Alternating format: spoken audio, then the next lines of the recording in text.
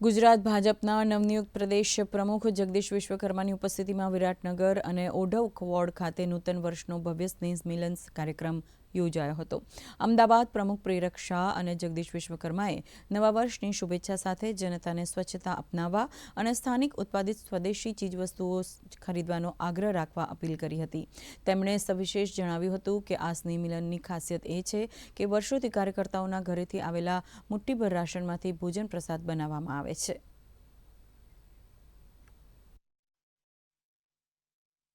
ગુજરાતની અંદર પણ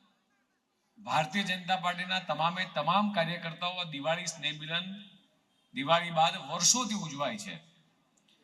અને કાર્યકર્તા વચ્ચે ધારાસભ્ય હોય, ચૂંટાયેલી પાંખ હોય, કાઉન્સિલર મિત્રો હોય કે નાનો બૂથનો કાર્યકર્તા હોય કે પ્રદેશ સ્તરનો કે રાષ્ટ્રીય કક્ષાનો કાર્યકર્તા હોય, પણ પરિવારની જેમ જોડાય અને એના માટે આપણે જેમ નવા વર્ષમાં આપણે સગાવાલાના ઘેર જતા હોઈએ, વડીલોને પ્રણામ કરતા હોઈએ, આ પ્રથાને એક સનાતન ધર્મની હિન્દુ સંસ્કૃતિને એક સારા સંસ્કારને જીવંત રાખવા માટેનું આ એક ઉદ્દમ સ્નેહ મિલન એટલે ભારતીય જનતા પાર્ટી દ્વારા આ યોજાયેલ આ સ્નેહ મિલનમાં તમામ કાર્યકર્તાઓના સુખાકારી માટે, એમના પરિવારજનો માટે,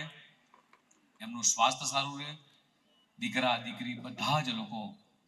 એ ખૂબ ઉત્તરોત્તર પ્રગતિ કરે એ શુભકામના પાઠવું છું.